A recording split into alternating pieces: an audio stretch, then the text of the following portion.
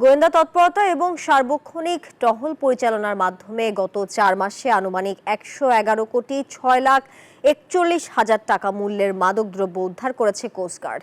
এর মধ্যে আইনগত প্রক্রিয়া শেষে রবিবার সিনিয়র জুডিশিয়াল ম্যাজিস্ট্রেট নুরুল হারুনের উপস্থিতিতে 4 কোটি টাকার মাদকদ্রব্য ধ্বংস করেছে কোস্টগার্ড। চট্টগ্রাম থেকে আবু জাবেদের ছবিতে আরো জানাচ্ছেন আকরাম হোসাইন। গোয়েন্দা তৎপরতা এবং সার্বক্ষণিক টহল কার্যক্রম পরিচালনা করছে কোস্টগার্ড পূর্বজোন।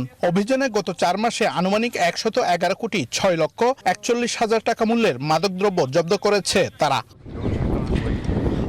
সবশেষে জব্দকৃত 4 কোটি টাকা মূল্যের মাদকদ্রব্যের আইনানুগ ব্যবস্থা গ্রহণের জন্য সংশ্লিষ্ট থানায় জিডি করা হয়। জব্দকৃত এসব মাদকদ্রব্য বিসিজি বেস চট্টগ্রামের জিম্মায় রাখা হয়। পরে রবিবার আইনগত প্রক্রিয়া শেষে বিজ্ঞ সিনিয়র জুডিশিয়াল ম্যাজিস্ট্রেটের উপস্থিতিতে ধ্বংস করা হয়।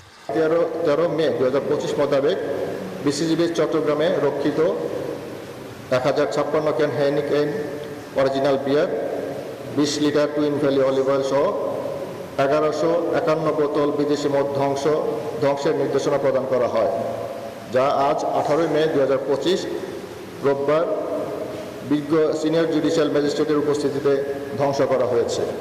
সার্বক্ষণিক চেকপোস্ট স্থাপন করে স্থলপথে মাদক পাচার রোধে কার্যকর পদক্ষেপ নেওয়া হয়েছে বলে জানায় পুলিশ।